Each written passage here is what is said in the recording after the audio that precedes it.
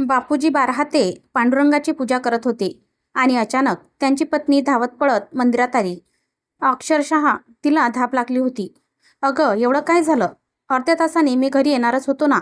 एवढ्या तातडीने देवळात का पळत आलीस? जमुनाबाईच्या डोळ्याला धारा लागल्या होत्या आणि हातामध्ये चिठ्ठी होती. ती तशीच तिने आपल्या नवऱ्याच्या हातात दिली. बाबा, माझं दिलशावर प्रेम आहे आणि मी त्याच्याबरोबर जात आहे. तो माझ्याशी लग्न करणार आहे. मी मुंबईला चालले.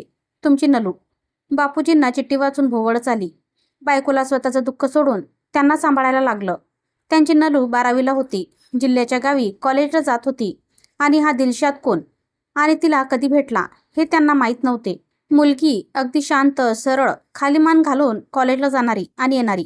रोजची एसटी पकडण्यासाठी स्टँडवर जाताना सुद्धा ती मान वर करून बघत नव्हती. आणि आपली नलू असं काही करू शकते हा त्यांना विश्वासच बसत नव्हता. बापूजी बारहाते यांचा गावात प्रशस्त वाडा, भरपूर शेती आणि वडिलोपार्जित विठ्ठल मंदिर.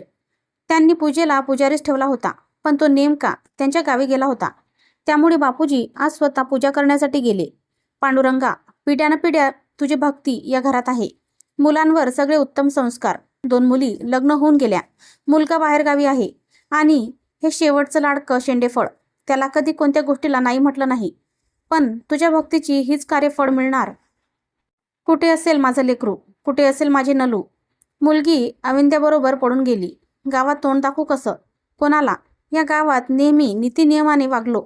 लोकांना नियम शिकवले, ज्ञान दिले, चांगले राहण्याचे सांगितलं आणि माझ्याच वाट्याला हे फळ. पांडुरंगा, आता हे काळं तोंड कोणाला दाखवणार नाही. तुझ्या पायावर डोकं आपटून मी प्राण देणार. बापूजी बडबडू लागले. नशीब देवळात कोणी नव्हतं. जमुनाबाईंनी त्यांना समजावलं आणि घरी नेलं. पुढे काय हा प्रश्न होता, कारण गावात या गोष्टीचा बबरावा करायचा नव्हता. अहो, हातावर हात धरून बसू नका. कॉलेजला जाऊन चौकशी करा, पोलिसात तक्रार द्या. मी यातलं काही करणार नाही आणि कुणाला काही सांगणार नाही. विठ्ठलाला काळजी असेल तर तो माझ्या मुलीला परत आणेल.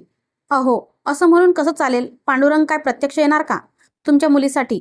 आपणच हातपाय हलवले पाहिजे ना. बापूजींनी आपल्या पत्नीचे काही ऐकलं नाही. मात्र तोंडात पाण्याचा थेंबही न घेता त्यांनी निर्जल उपोषण मांडलं. पांडुरंगाशी भांडण मांडलं. आता माझी लाज तुला पांडुरंगा. आता माझ्या मुलीला तूच परत आणायची, नाहीतर आयुष्यात तुझ्या देवळाची पायरी पुन्हा चढणार नाही. नाही, तुलाच मी तिथे ठेवणार नाही. वाडवडिलांचे देऊळ मी जागेवर ठेवणार नाही. गोपाळा, गिरधारा, खबर लेना मेरी, खबर लेना मेरी, नाही तो होगी तेरी मेरी. नलूचे डोळे आता खाडकन उघडले होते. जे स्वप्न दाखवून आणि गोडदोड भूलथापा मारून दिलशादने तिला सोबत आणले होते, त्या साऱ्यांची धुंदी क्षणात उतरली. गावातली मुलगी मुंबईत पहिल्यांदाच आली. कधी काही येण्याचे कारण पडले नव्हते आणि त्यांचे कोणी नातेसंबंध देखील नव्हते. मुंबईची चकाचौंध पाहून तिचे डोळे पांढरे झाले. अरे वा, या शहरात आता आपण राहायचं. दिलशादबरोबर संसार करायचा. किती छान. नलू दिसायला खूप सुंदर होती.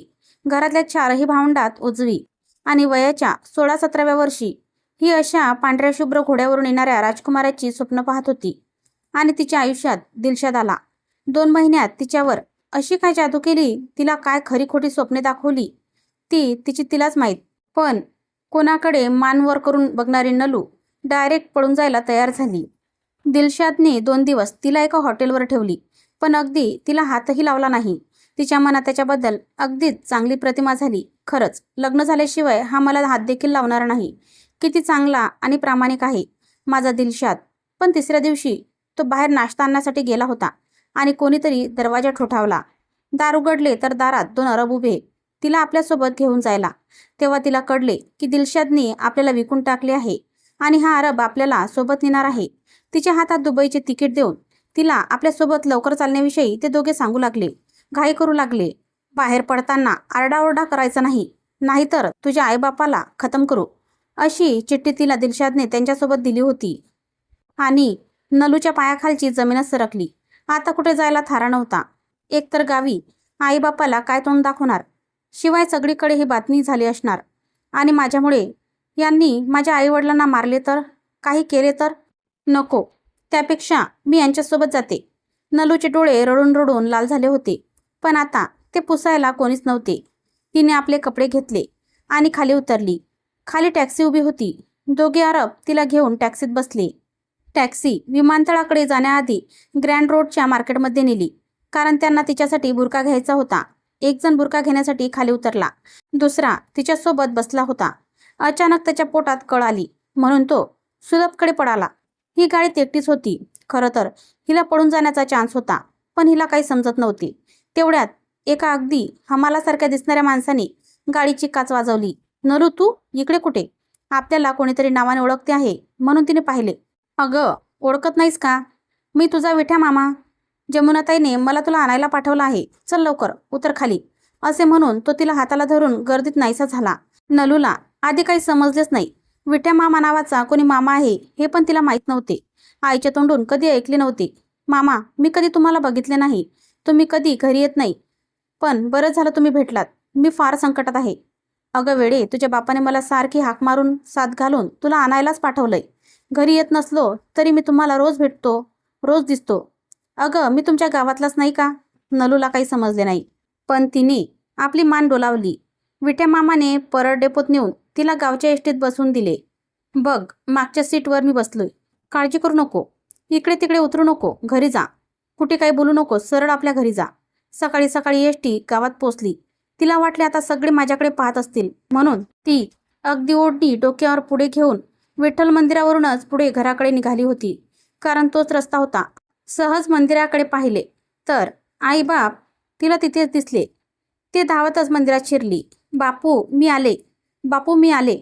माय बाप दोघांनी पण पाठीमागे पाहिले तर त्यांची लाडकी मुलगी समोर उभी होती. कशी आलीस? कोणी आणलं?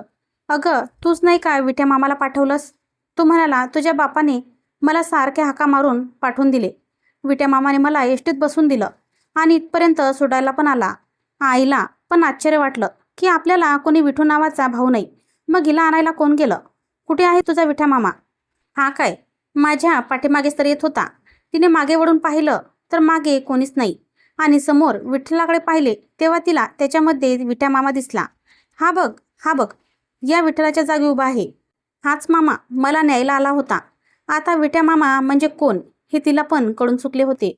तिघांच्याही डोळ्यातून घडाघडा अश्रू वाहू लागले. बाहेर रेडिओवर अभंग लागला होता. नको खेद करू कोणत्या गोष्टीचा, पती लक्ष्मीचा जाणत असे, सकल जीवांचा करीतो सांभाळ, तुझं मुख लिहिलं ऐसे नाही.